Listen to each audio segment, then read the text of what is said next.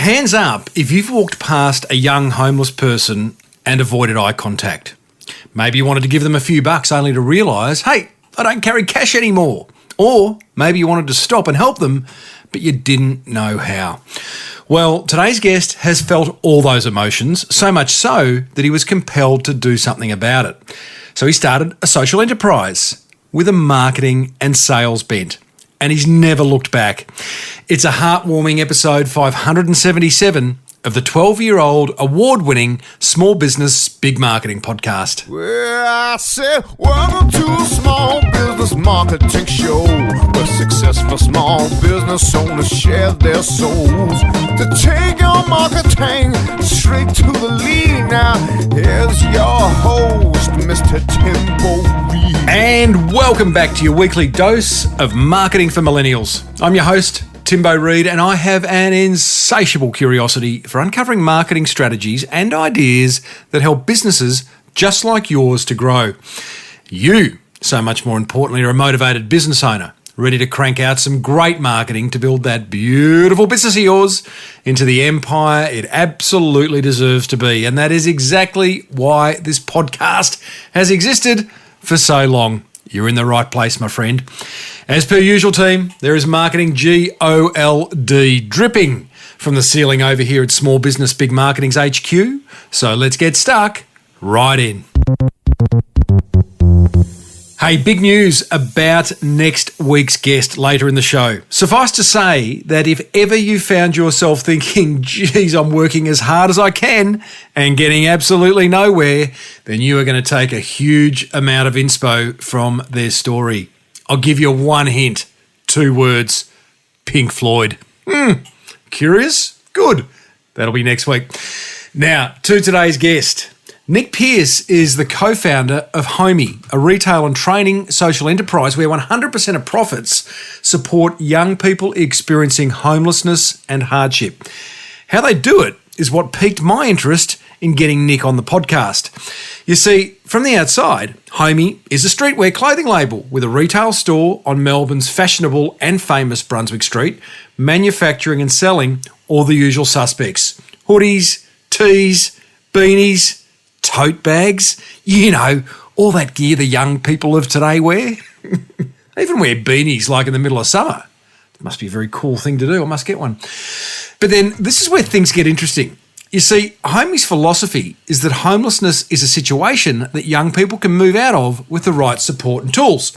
So the brand also provides training via their Pathway project, enabling those doing it tough to upskill and become retail store ninjas. And we covered plenty of ground in this chat with Nick, including how Humans of New York inspired the first iteration of the HoMie brand, how to develop profitable strategic alliances, something we should all be doing often, along with Nick's insightful view on guerrilla marketing, an area of marketing that I particularly like. Oh, and later in the interview, you'll hear about a number of fulfilling ways you and your business can support HoMie's mission. And spoiler alert, it ain't through donations. Much more fun than giving money. As the founder of a social enterprise, I started off by asking Nick if he felt as though he was on a mission. Yeah, it's interesting. I think one of the things, and I think whether it's a social enterprise or not, I always find I'm sort of, next kind of person. So what's next? So I find it really hard being in the trenches and, the small wins and trying to stop and smell the roses. I often find that I'm always thinking, well, what's next? There's always this to do. So it's sort of, it's lovely that in 2 ways, like it really fulfills that kind of aspirational spirit of, entrepreneurialism, etc.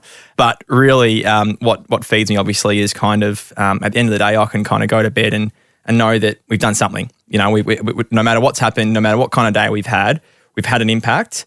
And that, makes life a bit easier and a bit more sort of digestible when it is a tough day. So that's one of the biggest perks. But I think I need to sort of focus and get better at really honing in on smelling the roses and celebrating the small wins, because I'm always thinking, what's next? Oh, that was great. We've got this to do now and I want to get this happening. So I need to slow down a bit, both from a speaking perspective and just movement. From my experience, having spoken to many small, medium, large business owners, you're not alone, buddy. Take comfort in the fact that many of us don't stop and smell the roses. I'm not sure that's a great idea. Even if you don't do it for yourself, I would have thought that stopping and smelling the roses for your staff and those around you who have been responsible for a little win is a kind of a nice thing to do. But hey, far be it for me to be proffering advice, buddy. No, I need to take it. Prior to starting a social enterprise, did you work in for-profit land in some way, shape or form? I actually hadn't. So really, HoMie was my first full-time job. I mean, prior I'd had quite a eclectic mix of roles. So I worked as like a nanny, or manny, if you will, male babysitter was my job before HoMie. Just sort of, your cafe job and all those things. So I hadn't actually had any practical sort of work experience in running a business, working in retail, nothing of a kind really. But at the same token, I think a lot of sort of those fundamental principles around sort of respect for relationships and treating others how you want to be treated, etc. They have really held me in great stead. So I think I like to think that I'm sort of somewhat of a personal sort of person. So I guess those qualities have been instilled from sort of a young age, and really they have carried me in really great stead. But I think the other thing I'd say to that is a lot of it's sort of logic as well. Like I'm quite a logical person, so it's been interesting kind of going on this journey. A lot of intuition, but just applying like sort of logic and reason can also really guide you and help steer you, especially if you don't have that kind of business nous, if you will. Okay, so your first job is in a not-for-profit, in a social enterprise. Was that sort of your aim? Was the idea of working for the man in some kind of capitalistic environment? Because I've got 3 kids who would probably be. How old are you? Oh, so I'm now, 28. So I've got 25 down to 21. Your generation, you do seem to have, what's the word here, bigger hearts, or you're more inclined to look for something that's going to make an impact or a difference on the world. Were you always going to go down this path? Yeah, I think purpose has always sort of been something that I've thought about. When at school I was always sort of, I guess, engaging in those extracurricular activities that were offered and the fundraising drives and everything else. And I think twofold, because I just thought, well, why not, for one? And also it actually does feel good, and I know there's sort of, that notion of altruism, etc., but 100% altruism is so tough. It actually does fill me up a bit as well. So I really enjoy that actually for my own mental health and sort of just, I guess, my fibre as a person. It's something that's important to me. I've spoken about it so many times, but I guess it's interesting. Sort of the journey itself has been, as I say, really based on intuition, for the most part, and kind of these inflection points. And really what it stemmed from was kind of identifying that, okay, here's a situation. There was a few things, that led to it. But what can we do that's going to make a real practical, meaningful difference? And also, I guess that notion of it not having to be this grandiose kind of endeavor, but rather if we can make one person's day easier or make someone's life better, then that is important and that makes it worthwhile no matter, the effort that needs to go into it, etc. So we got to a point where we thought, we can't do everything for everyone, but we can do something for someone. And I'm guessing this conversation started in around 2014. So who's we and why were you having this conversation? One of the co-founders who still works in the organisation, myself, Marcus, we met on a fundraising bike ride.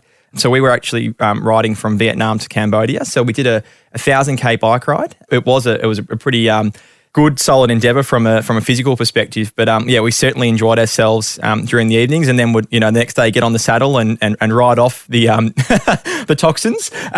But look, I think for us, what was really important about that trip was that we were raising funds and awareness for anti-child trafficking, and it was for one school in a really remote region of Cambodia, and we really liked that notion, as I say, that it wasn't kind of this global conglomerate sort of charitable umbrella, etc. It was one school to go and actually meet the people and I guess think about, well, how can we make the best difference? So there are many things that we could have done, but the most, I guess, important thing that was sort of presented to us was that in these rural communities, often the quality teachers are poached into the city because it's better living standards, etc., better pay. And then hence there's no school, or the children are actually not engaging in education and they're out playing in the fields and they're more vulnerable to exploitation. So that was a real aha moment for us where it was like, wow, so there are so many things that we can do for this cause, but the most important thing that we can do for this school right now is support the teachers and actually sponsor some teachers to work in the school. So I really liked that. I kind of thought, well, that's really cool in terms of, you're trying to do everything. It's just so overwhelming. There are so many issues. It's an uber niche. That's what you've identified. Because when I come across, whether they're new causes or just new causes to me, one of the first things I sort of ask myself is, isn't there someone already doing this? And isn't there someone already doing this that's a lot bigger than you're going to be as a startup? And often there is. The work you're doing, you could argue, is being done, I was going to say by the Salvos or by the Brotherhood of St. Lawrence, but you have a very, very specific little niche and a very driven kind of cause to educate, streetwear clothing, social enterprise for people experiencing homelessness or hardship. So it's very specific. I get it now. So, it's very clear where the idea came from. Well, it's sort of applying that principle from what we took from that experience with the teachers in Cambodia was then thinking about, well, this issue, homelessness, is so big. It's a global issue. There's so much to it. But some of the biggest sort of things that resonate with us was that there's this enormous stigma around it. And actually, a lot of the stereotypes are so unfounded, it's not funny. If people actually looked at and absorbed the statistics, they completely change sort of the shape of what you actually think homelessness is. And that's the reality. And then also understanding that, well, youth homelessness is actually probably the biggest issue within this issue. And to actually, for us in our own minds, rectifying like where are we best placed to make an impact when we can't do everything, it was, well, hey, can we try and break the cycle here? I know it sort of sounds a bit romantic, but we can focus on intercepting these young people at a critical time in their lives, providing an alternative pathway for them and ensuring that they actually don't end up experiencing chronic homelessness, because most homelessness is actually young people. The statistics tell us that over 60% of homelessness in Australia is people who are 35 and under, and over 40% of people who are 25 and under. And also homelessness isn't fundamentally living rough. That's definitely one of those experiences. And it's probably the one that we obviously all identify with the most because we see it in our everyday lives, commuting to work or school or whatever it may be.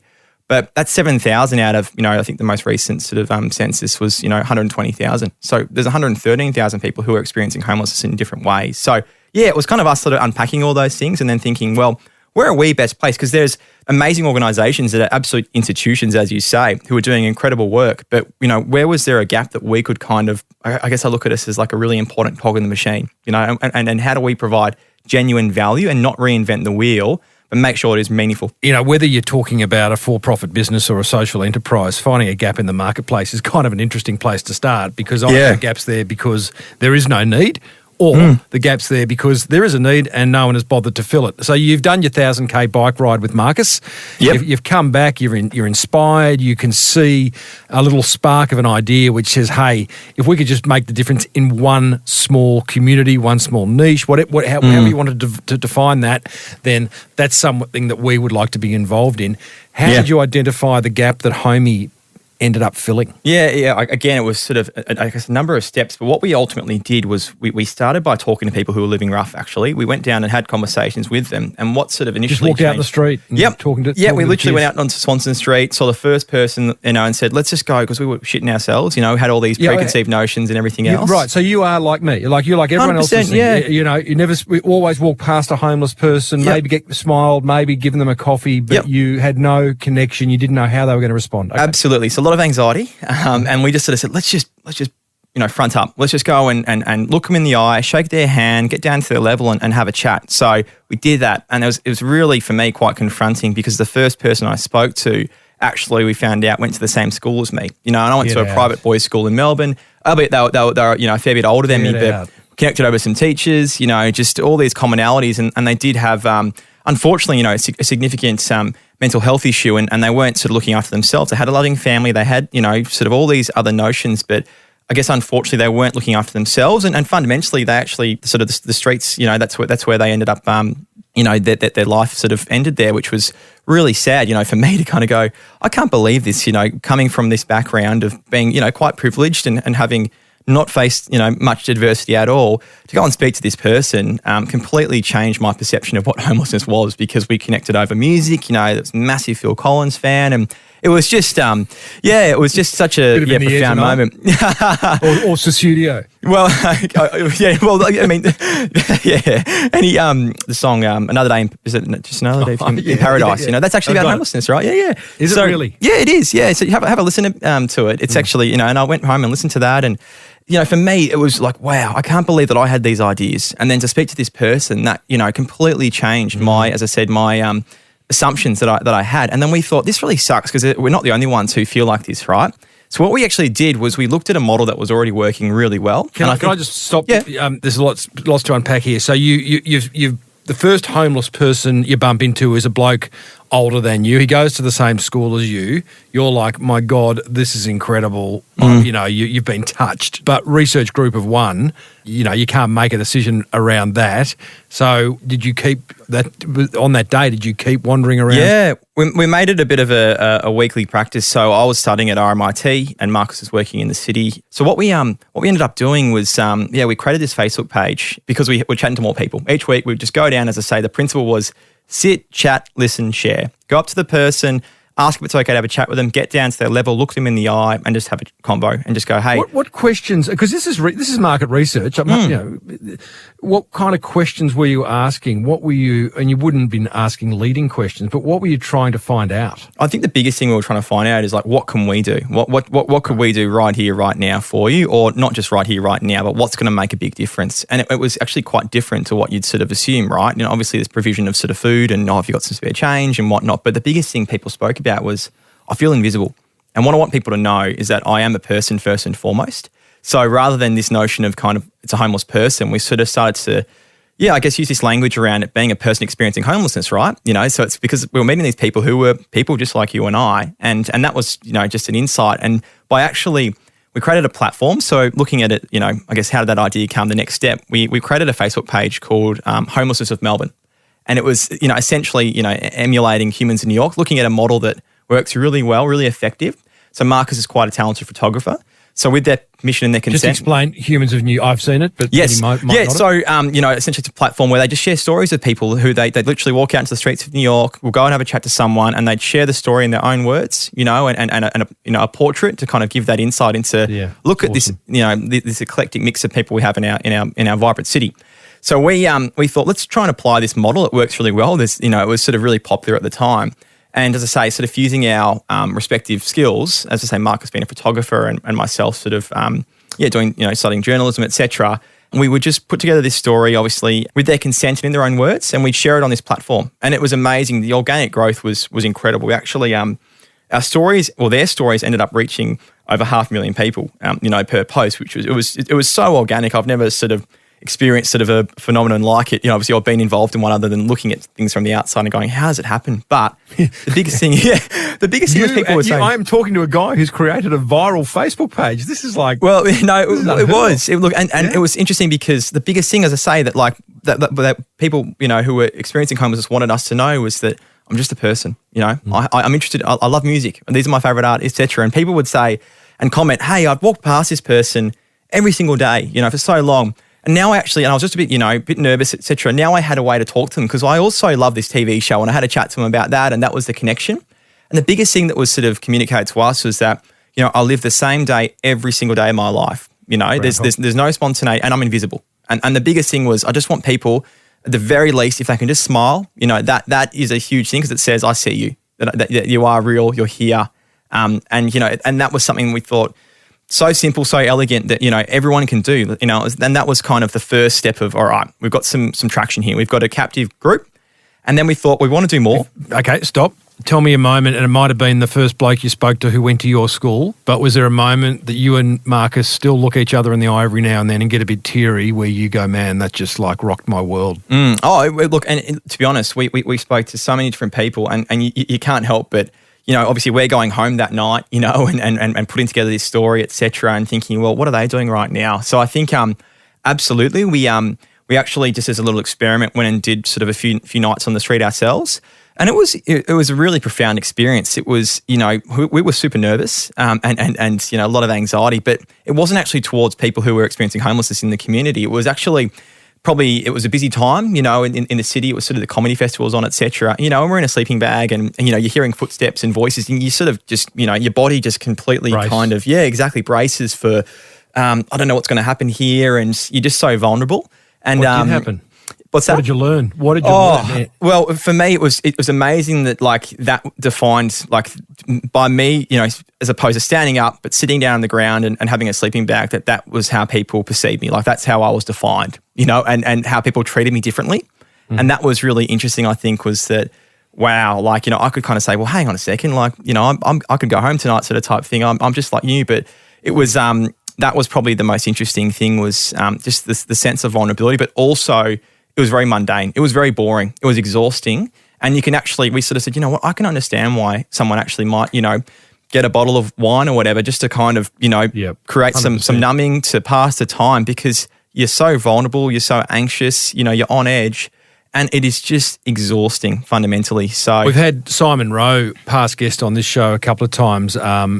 He's the founder of Sleep Bus, a result of exactly that. You know, he saw this, you know, the story's been told a couple of times on the show. Suffice to say that he looked a homeless person in the eye for once, as opposed to walking past them, and saw the deep tiredness and got talking to them and said, you know, when you're that tired, the guy said, you know, when as tired as I am, because I can't sleep at night because I'm going to get robbed or bashed or whatever, then how the hell am I going to get a job the next day? Can't concentrate, can't think, can't keep my eyes open. So, got it. No, yeah. So that experience, really, I guess, informed again. And the biggest thing we found was that there was just such a stigma, and there was these unfounded stereotypes. So we decided, like, what can we do? We've got this captive group of people. We actually saw an initiative that started in South Africa, which is sort of this global movement called the Street Store. And essentially it was kind of a pop-up sort of cardboard thrift shop, and you could invite your community and then also invite, the people that you were looking to sort of support. So, you know, in our case, people that we'd met and had these experiences with, to, you know, try and create ultimately a dignified shopping experience. That was the idea. So that's kind of, I guess, what was the next step for us was, again, not sort of knowing exactly what we were doing, but sort of we're onto something here. We've got a captive group. We're challenging, we're changing the, you know, the stigma and the stereotypes. We're connecting people. And then we invited these communities to come together. And the idea was, that it was this dignified shopping experience. And what was really interesting was that we had all these young people come, you know, as you say, sort of your children, et cetera. It was actually, there were more young people, and this is not a kind of a comment from me or a snide remark, but but it is. Just go for it. It is what it is. More young people came, and that was really cool to see. And then also there was a lot of value in it. We saw, you know, just from the appreciation from the people who obviously were receiving the goods, and we invited people to bring along either brand new quality was really important or super good quality clothing that they were willing to part with. So just to be clear what this is, so you've got your Facebook page, you've now got a community, you've got a tribe, you've got the intention of, and I'm guessing a lot of people on Homelessness of Melbourne Facebook page were homeless people. Well, we actually had people who we had spoken to, who we had interviewed again, you know, who were commenting on the stories and saying, look, thanks so much. You know, I really appreciate it. So yes, but we actually went out. We went out to services in the city and just went and, you know, handed out pamphlets and said, we've got this event happening. Come on down. So you've got an audience. Okay, you've got an audience. And the event was, so it's a pop-up. It's a one-day pop-up. Yeah. And it is, you are selling or at least giving away clothes to homeless people? Yeah, brand new clothing. So that's right. So the idea was that you would the community, the followers would come along and, as I say, donate, you know, clothing. And as I said, the sort of prerequisite though was it was either brand new or really good quality. We didn't want sort of the tattered seconds, etc. We had some great brands come and donate stuff, etc. And we had this kind of event, in Fed Square in the middle of the city. And these two communities came together, and it was, you know, fantastic by far and large. But there were insights for sure, and you know, we sort of thought a couple of things. Okay, some insights here are, well, we had a lot of young people come, which is fantastic. So, you know, how can we continue to channel this momentum with these people, and how can we tap into them? And that kind of lent itself to the streetwear component and the clothing. We actually didn't think, oh, you know, there's a market here and we can really sort of get a bit of a market share, et cetera. It was like, what's a way to sort of, you know, connect with these young people and speak their language, and what's a good conduit? And we thought streetwear is a really good medium to do that, right? That streetwear culture. There's a lot of communities within that as well, right? So we thought, okay, that's a way we can connect these people. But we also thought the experience was great, but, you know, it was also somewhat of a bit of a, you know, lack of a better term, you know, almost this feeding time at the zoo where people were sort of observing, oh, they're going to take my T-shirt, or what's happening here. And we wanted to kind of, I guess, continually refine and make sure that it was a dignified, you know, or as dignified as can possibly be. And that was our first pilot of this. We also, found though that there was immense value. We actually had, you know, great feedback from the people who received the clothing, just saying, look, this has just made my month, you know, and that was special. You know, I know it's not sort of life-changing as such, but it was like, okay, well, that's cool. We can actually make someone's day, week, month a little bit easier, and that's worth it. If you can do that, then, you know, I would never shun an idea, even if it's not, you know, drastically changing someone's life overnight. If it makes them feel better, you know, and it's not to the detriment or harm of anyone else, then that's a good thing. Sure. So we then thought, okay, how do we do this more sustainably, more permanently, and sort of taking the things that worked and refining those that we thought we could improve on? And we came up with HoMie. So we thought, okay, well, as I say, that's where the streetwear component came into. Let's create a brand. Let's create a brand, a subculture where people can, I guess, show their support in a different way as opposed to us receiving donations, etc. But we can connect to them and we can kind of have value in two ways.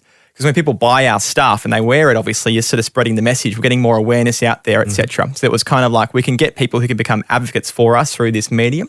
And then also this business model around, well, what if we become a not-for-profit and we use the profits from the sales to actually, facilitate and run some things that are of value to the people that we were seeking to serve. So that was kind of, the evolution. And HoMie actually, is an acronym. So it actually stands for Homelessness of Melbourne Incorporated Enterprise. So that's where the name came from. And then, we decided, okay, let's try and, take this to the next level. And the next step was we did some crowdfunding. So we thought, let's just try and put together like a shop then. Like why it be one day when it could be a month or, whatever, why can't we create something a bit more stable? So what we decided to do was a crowdfunding campaign. I think it was about $20,000 to start with, but we just sort of thought, that sounds like a good number. That'll, let's just start there, right? And sort of had a bit of a loose idea. We were really fortunate. So, we did, we got some good coverage during this time and, MX was a really great publication back then and we got heaps of traction in there, which was awesome and a few good articles which started to sort of bolster our presence and we got on the project and then we had a bit of profile. So someone saw that in Melbourne Central, so that, who worked just in out of interest, how did that happen? Because often publicity is a tough one to get, but you had a story to tell. Did you get an article in the local newspaper, which in your case was MX, and then the Project, which is the biggest current affairs show on Australian TV, they picked it up off the back of that? Well, we had a few things. So a few more community sort of level, publications again, which really, sort of just gave us a bit of credibility initially. And actually, you know what? I just reached out. I just emailed the project and said, hey, we're doing this. But I got a call back almost 5 minutes later. And someone said, you know what? And it was just stars aligning and kind of, get little goosebumps thinking about it. They said, we've just had a round table and we spoke about wanting to cover homelessness and what's happening in the space.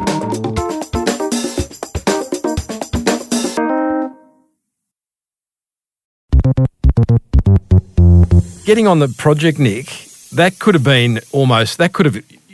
imploded because that's serious exposure. That is national, if not international exposure. Other media pick it up. So clearly it didn't, and it was a positive. What did it literally do to the HoMie brand? The thing is with all this, we just didn't know any better. That probably there was a bit of benefit in sort of our naivety, right, and our ignorance because we weren't as risk adverse because we just didn't know. But I think we stuck to our guns, had our kind of, our principles that really guided us and our, values of sort of transparency, integrity, respect, creativity. Those have always underpin what we do. So they, as I say, sort of applying them from a logical lens, we thought, we think this will do more good for us than harm.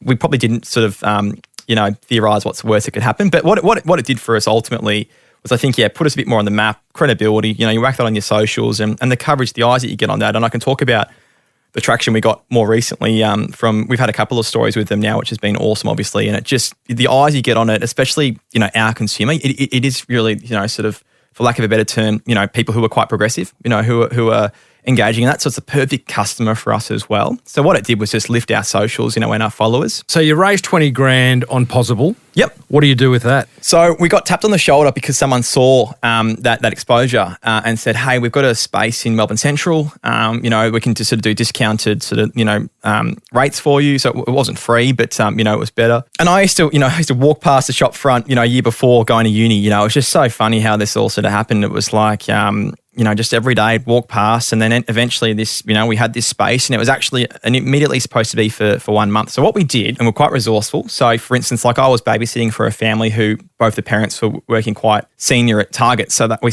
I sort of spoke to them, informally about what we were doing. They said, hey, we'll come to the warehouse. We'll get you sorted out from your fixtures and fittings perspectives.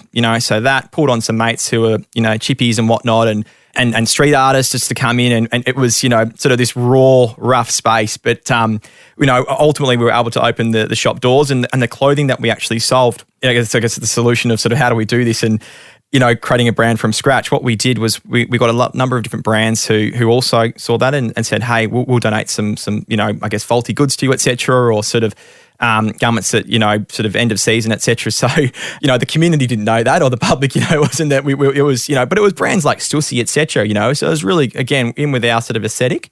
And what we actually did was we took the logo from our Facebook page, it's this monogram, which is kind of really our Nike tick equivalent. And we put that on some T-shirts, some blanks from AS Colour. So we bought some stock, started paying rent, as well. And we opened the shop. The idea was that we would actually trade for a month, and then at the end of that, we would have a version of that, or iteration of that street store experience. And we actually created these VIP shopping days, and they still exist to date. And what that is essentially, I guess a deeper version of the dignified shopping experience. So we would invite a local homelessness service to come into the store and shop for free, get to choose 5 items of brand new clothing at their own discretion, haircuts, food, coffee, etc. And, it was supported because of, the people, the community who were purchasing, the garments and the goods. So it was sort of this model that was fueling this activity to transpire. So we had that, and it was, it was our first attempt again, and it worked really well. And, there was a lot of trepidation from even the shopping centre being like, well, how's this going to work in terms of having, it's been challenging for us sometimes with people in the centre and everything else. And we just thought, look, here's how it's going to work. We're going to flip the script. Our VIP customers will always be, I guess for lack of a better term, the have-nots versus, the haves, if you will. So, we were really forthcoming in that, but we said, look, the way it's going to work is we'll have the support staff come in as well, so we could connect with them, establish a relationship with the organisation. So the first one we had was with the Big Issue.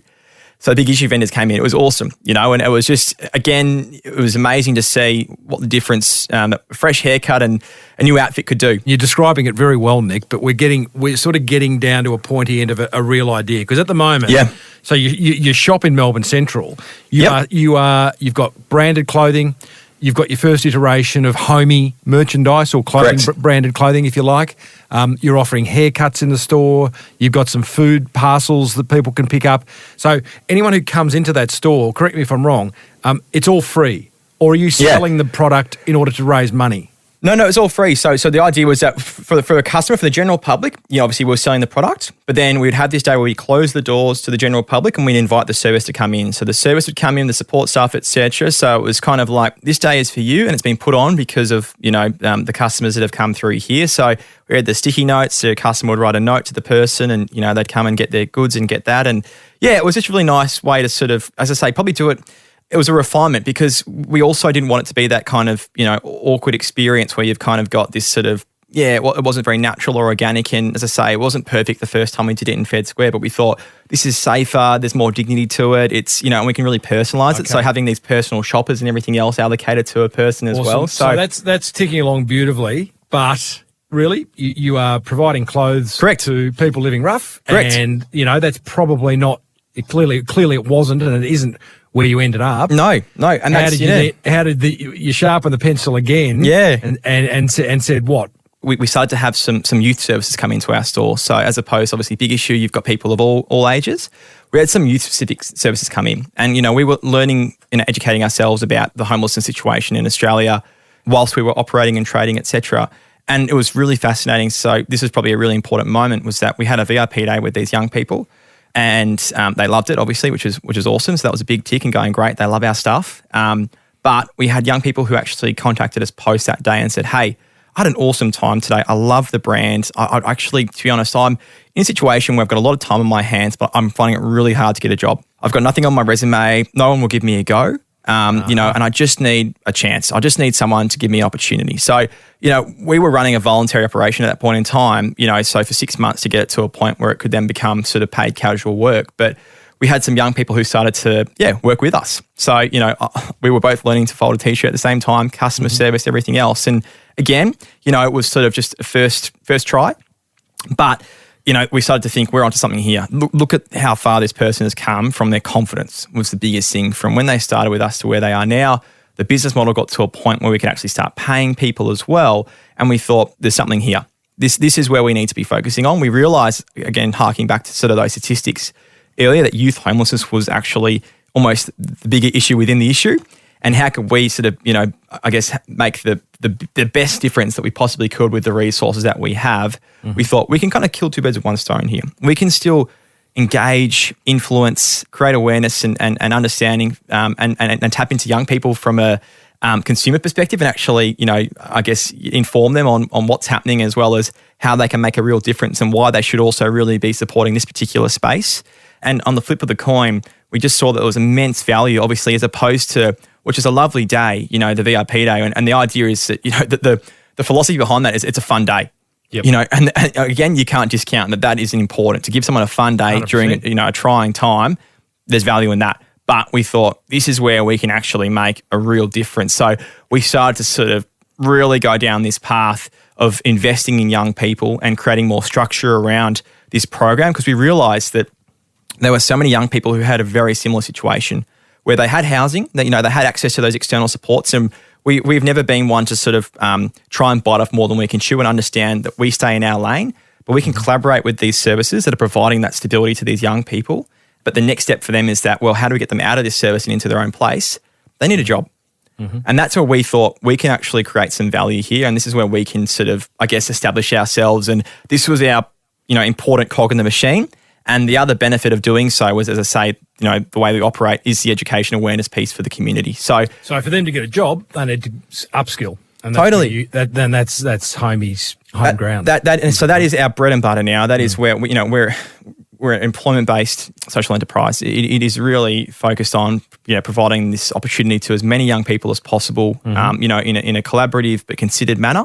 It's real quality. I think it's really important to note that we don't work with hundreds of thousands of young people a year. We do have them come through our VIP days, but the program itself that we run is for 12 young people. It's an intensive 8-month program. This is the Pathway Project? Yeah, it's a Pathway Alliance now, because we actually, I'll talk about that as well. It's developed from just being us to actually bringing on some really big brands, in Australia, which is awesome. I love this idea. So to be clear, because the whole idea of, and we talk about this a lot on the show, which is strategic partnership. So Pathway Project you launched in 2017, which is basically you guys are training a handful in a retail environment so that they can go and get a job in a shop somewhere and support themselves, and awesome. Oh, they're off. But that's in itself is not very scalable. And albeit, you're trying to make a big impact in a small niche, but you can still make a bigger impact in a smaller niche by these strategic alliances. So you then go, what are you doing? You're reaching out to the likes of Cotton On and Nike? Yeah, Cotton On, Nike, Hanes Brands, Champion, Bonds, these big brands in Australia.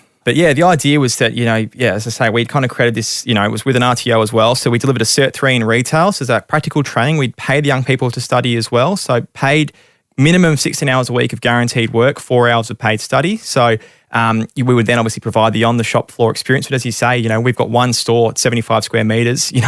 We have a constraint here. But we realised that there was a huge appetite and opportunity to sort of harness the power of retail, the industry itself, because retail's, I think it's the second biggest employer of people in Australia, but it's the biggest employer of young people. So what a great marriage to make between this industry, which is the biggest employer of young people, and youth homelessness being so overrepresented in our country. We thought, here's a marriage that we can make, and we can influence these other businesses and help provide and create an infrastructure and a framework so that they can provide the same opportunity that we can, because their opportunity, in terms of being able to provide placements to young people is a lot greater than ours.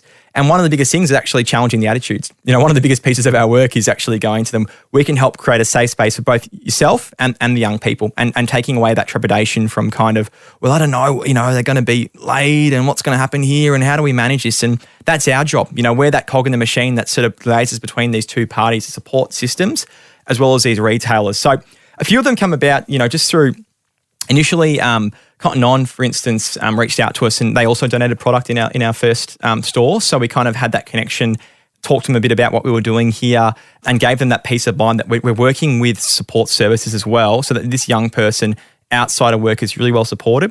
We will manage if there's any challenges. That is our job to help sort of facilitate that. And that kind of also lessened a lot of the anxiety, I think, around what's this going to be like. So we kind of were like, as you say, this is our niche. This is where we can really provide the value to you.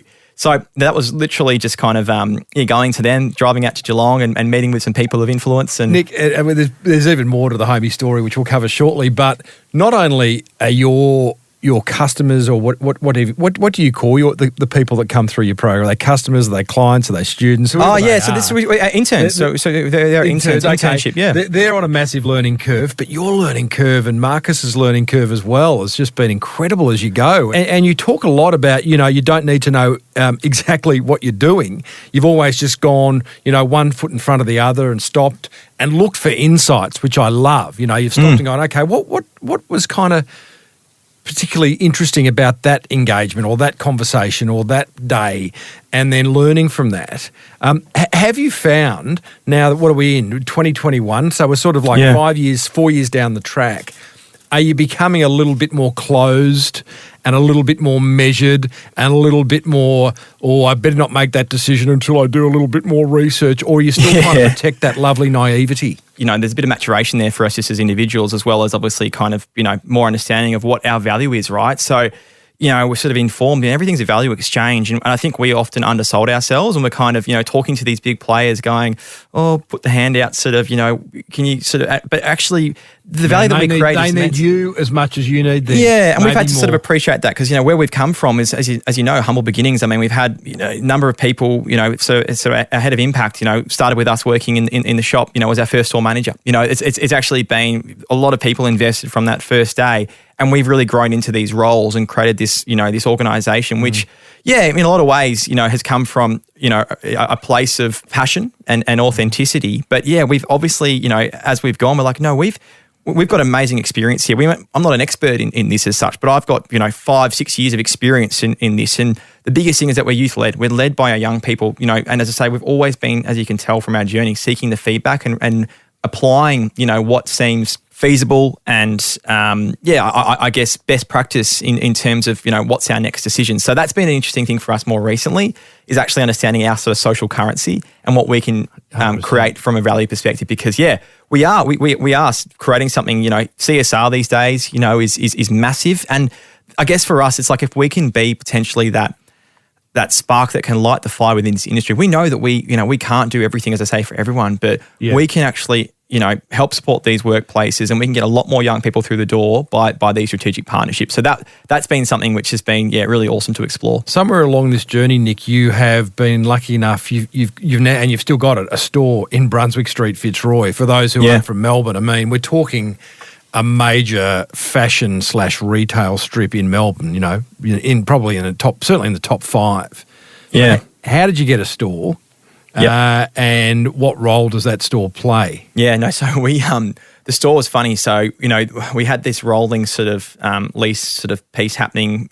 We were jumping on these short-term pieces throughout Melbourne Central. So we'd go from one store that was the size of, 200 square metres to a little glass box in, tucked away in the corner. So we got to a point where like, this is just not sustainable for us. We're moving every couple of months. We're grateful, but hey, this 100%. Yeah, exactly. But I think we also got our business to a point where, obviously there was more, cash in bank, etc. And we decided to. It was a little bit at the time. We probably didn't have as much as, in hindsight, from a risk appetite perspective, we probably needed from the peace of mind. But it came up. It was a corner of Brunswick and Johnson Street. And Marcus is and we've got others, who live in that area who go.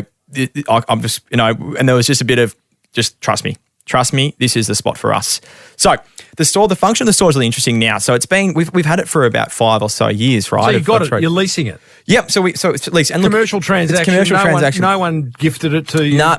So that's part of the game as well. Dice, my friend. Awesome. We did. But we just thought location is it's really the community themselves. That is our customer. It's such an iconic sort of tourist destination now as well. So we do get good foot traffic, but from also like an acknowledgement and from a awareness perspective and advertising, it's prime location. So the store itself, obviously it's all our own product. So we have our own brand, which is really cool to sort of go from that place where it's all our own stuff, we design it all, and it's, we manufacture both locally, internationally, but obviously all ethically. And that's really cool to see a shop that's completely comprised of our own product and we're a standalone brand.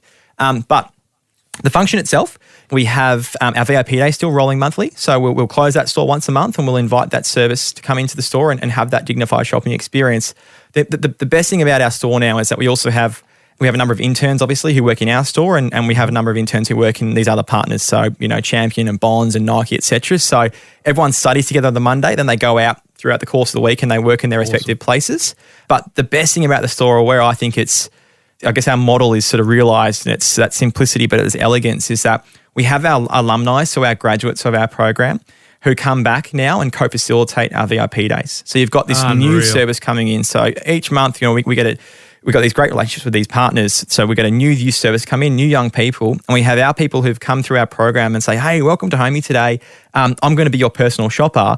And actually, you should also apply for this program because I was here 8 months ago on a VIP day and I'm now working here and I've just moved into my own place. And so it's a really powerful form of sort of recruitment, if you will. But so it is a bit of a recruitment drive and also advocacy. Like it's just a really special kind of moment. That gives me goosebumps because I'm like, that is where the quality lies. And it's such a powerful form of advocacy for us as well. So yeah, that's kind of, the purpose. Is it, for anything, it's a training space. It's a safe environment for our young people with our staff, obviously, having for a number of years now worked with the cohort and making sure that it is that. It's obviously also, a sales channel for us. So financially, Nick, you are getting is your major source of revenue through the selling of HoMie branded clothes. It is, yeah, and everything else, all the training is funded through your alliance partners. So that's not costing you anything. We're a social enterprise, but we're also we're a charity. We're a registered charity, here in Australia, and we run a commercial operation. So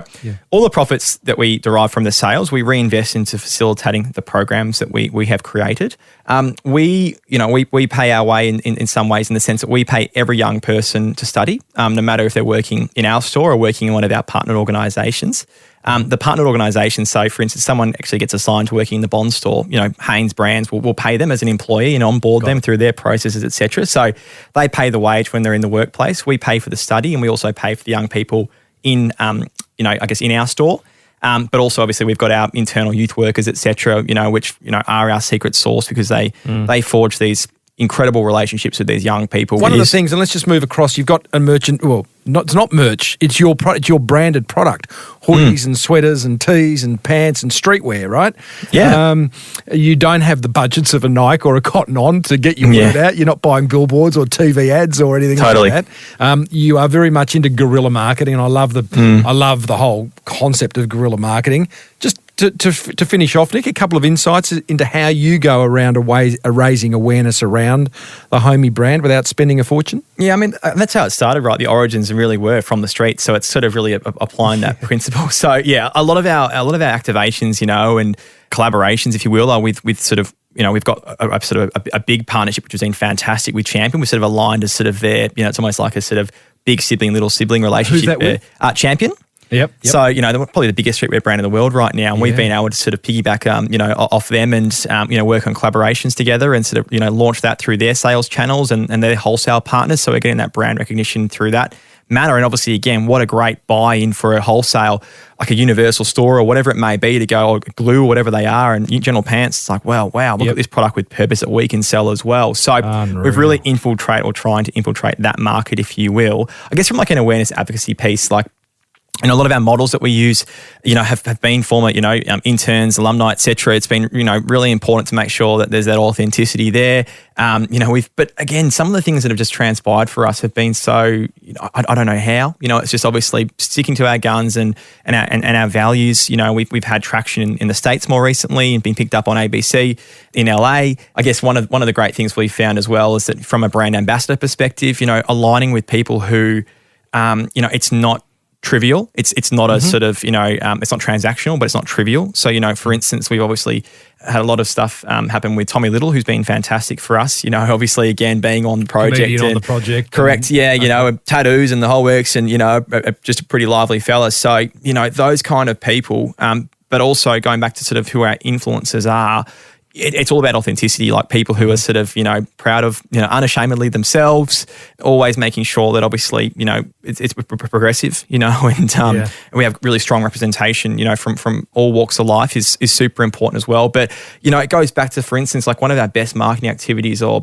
best brand moments. We've had these street parties, at the back of our store, so behind our store, in this street, very sort of LA sort of type of vibe, DJs, awesome craft beers and the works. And, I think the interesting thing that we've been more daring than like a traditional, let's say like sort of homelessness charity has been able to do in the past.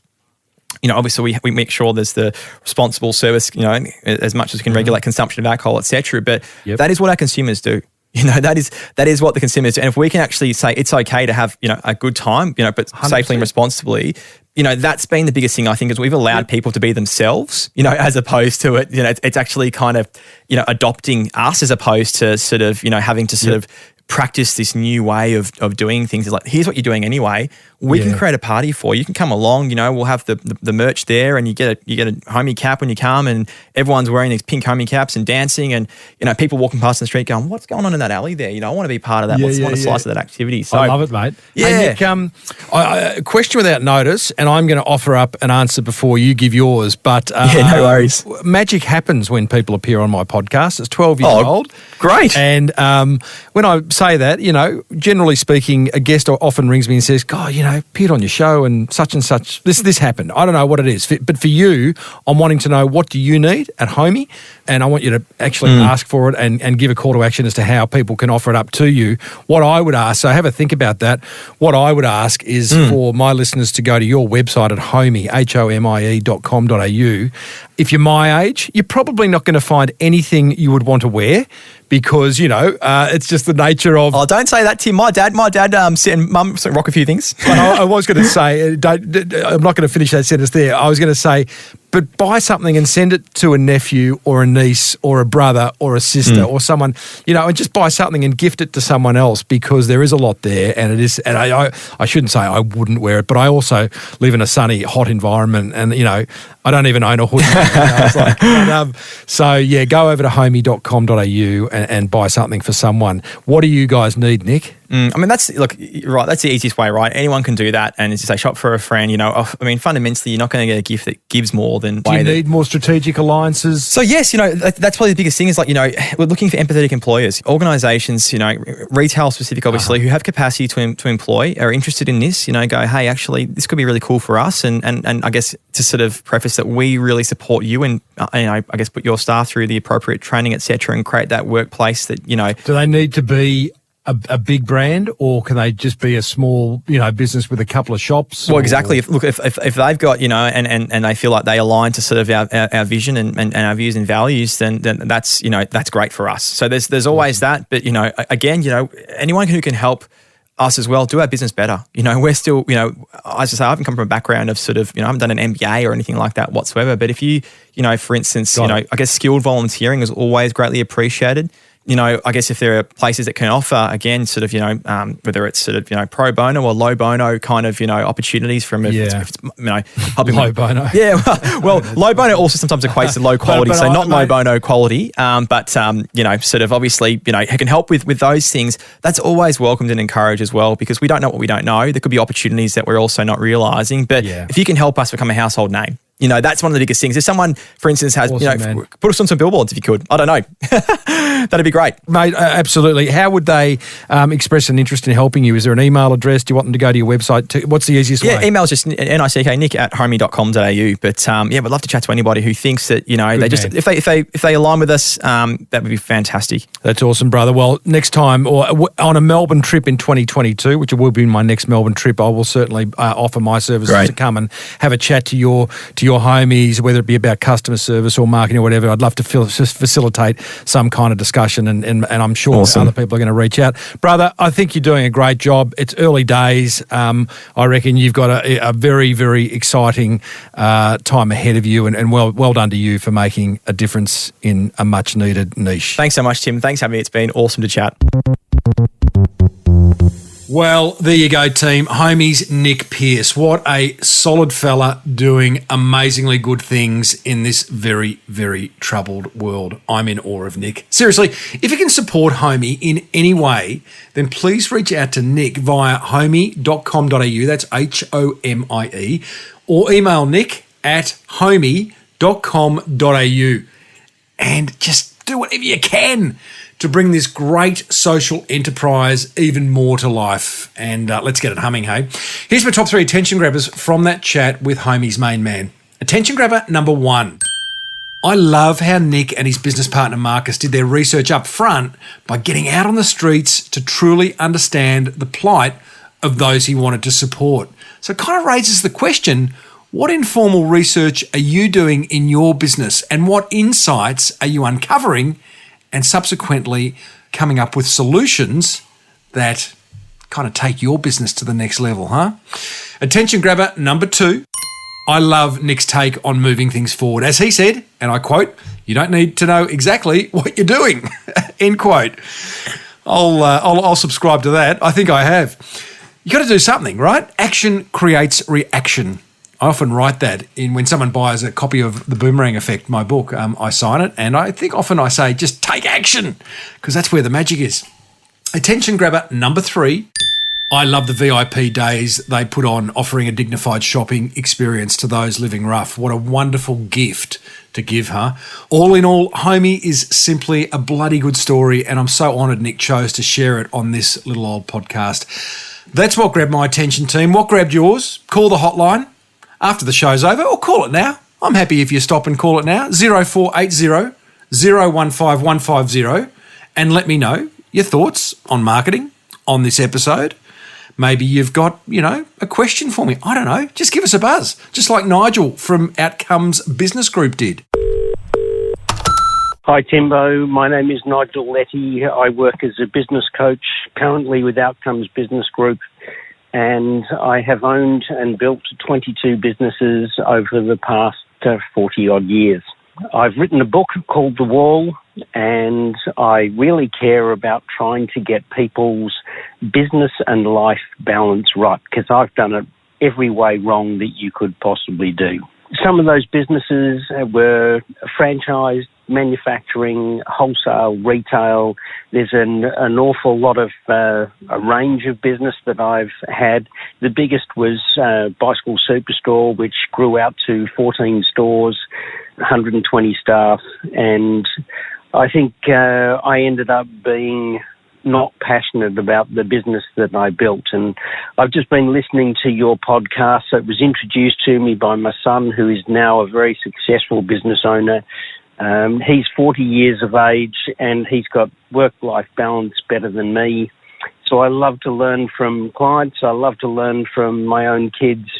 I've documented an awful lot of what I have learnt in just an easy book called The Wall, and it is about the mindset. Anyway, that's me. Thank you. Bye-bye. Hey, thank you so much for calling in, Nigel. Work-life balance, hey? Yes, a topic very close to my heart. I rattle on about it a bit. I ask the majority of my guests how their work-life balance is. But the thing is, team, it's critical. I mean, what use are you if you're constantly under the pump? What use are you as a business owner, a father, a mother, a brother, a sister, a wife, a husband, if you're always under the pump? Don't let your business control you. The other thing is, work-life balance ain't embraced by enough small business owners. We've got to do more about it. Should start a movement. What do we call it? It's needed. And the other thing about work-life balance, it's fun. The balance part. Work should be fun, but the balance part should be fun as well. A bit like marketing. Anyway, rant over. I'll get off my soapbox. Be like Nigel and call me on 0480 015 150. Tell me what's on your mind. I would love to know.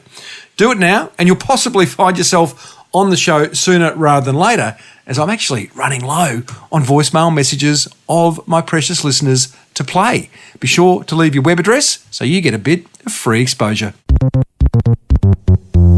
Next episode, you and I catch up with musician and longtime friend of this show, Lockie Doley, who just 4 years ago emailed his fan base telling them he was, and I quote, flat broke and seriously close to giving up and finding a real job, end quote.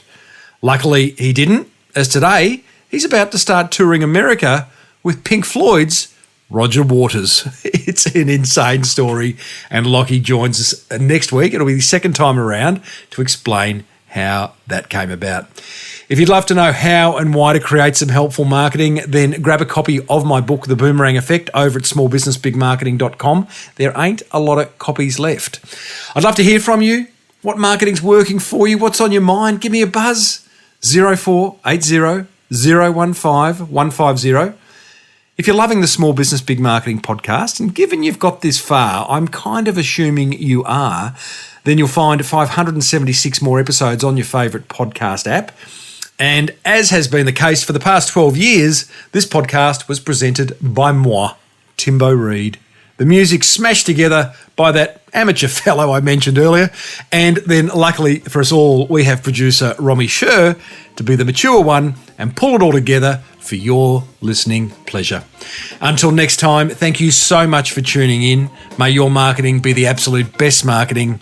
Bye for now.